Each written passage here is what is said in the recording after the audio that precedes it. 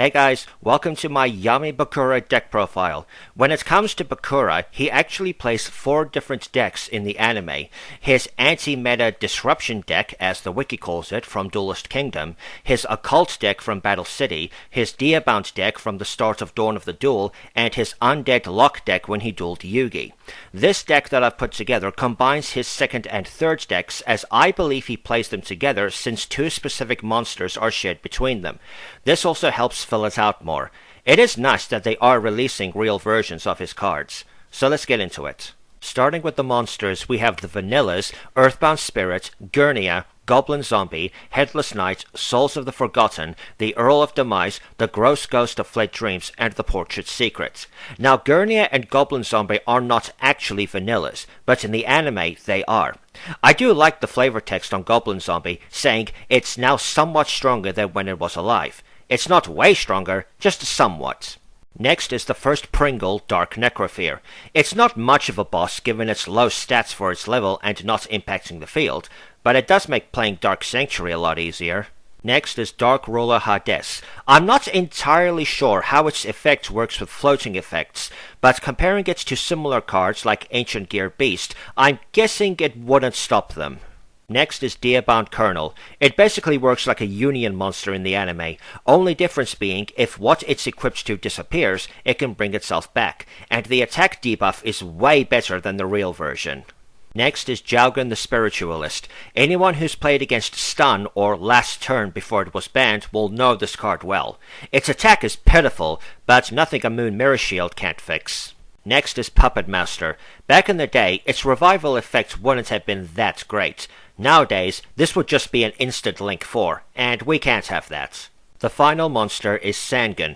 A real shame both him and Witch of the Black Forest got their erratas, but if they didn't, that would allow insane searching if you were able to keep looping them.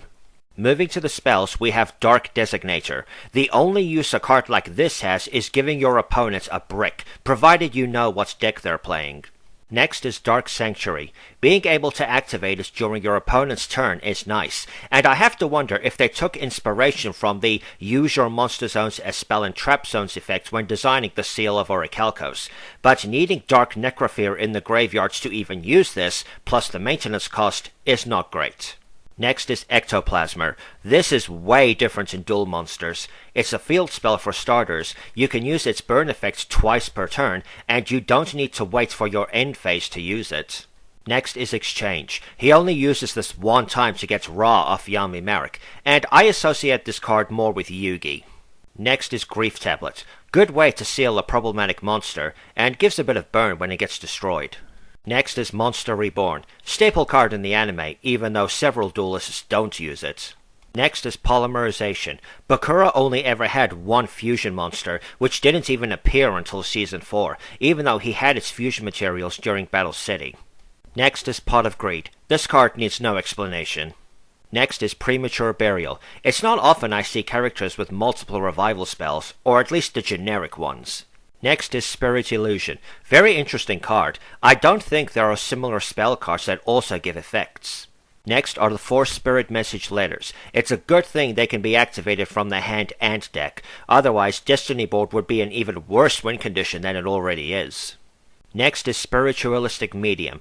I don't know if the discard counts as a cost or the actual effect, as it doesn't seem to have PSCT, so whether archetypes like Dark World could benefit, I don't know. Next is the Dark Door. Fairly decent stall card, at least back in the day when back row removal wasn't as rampant as it is now. The final spell card is the Shallow Grave. I have to wonder why they decided to change the effects to summoning in face down defense. Moving to the traps, we have 2 Dark Spirits of the Silent.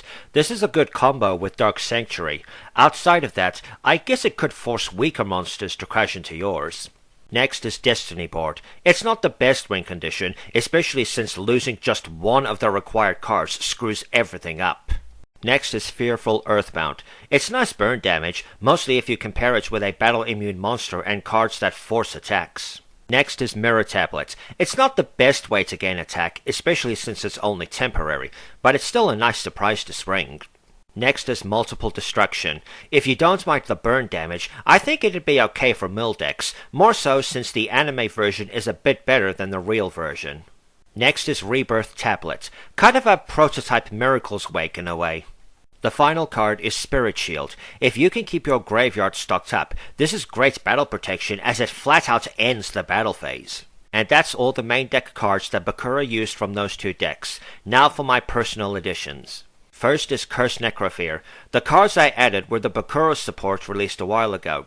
Kind of funny how this and Dark Necrofear both have a spooky baby, yet the anime team went out of their way to remove it from the dub. Next are Dark Spirits of Banishment and Dark Spirits of Malice. They both do very similar things. Bit of a shame that Malice doesn't negate anything, but that might have been a bit too much for it. Next is Dark Spirits Mastery, just good Destiny board support. You can get the trap more easily and get back the cards if you lose them. The final card I added is Sentence of Doom. If Bakura was to run multiples of more cards, I am very confident he would use a full playset of this specific card, most likely using the second effect to speed up his win condition. Moving to the Fusion deck, it did not become the extra deck until the 5Ds era, we have the Duke of Demise. It's basically an early Elemental Hero Phoenix Enforcer with a maintenance cost. When the real-world version comes out, I have a strong feeling it will be a widely used Super Poly target.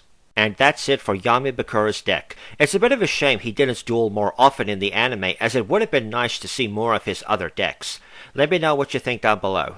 As always, please rate, comment, and subscribe. Don't forget to follow me on X, consider backing me on Patreon, and remember to stay chilled.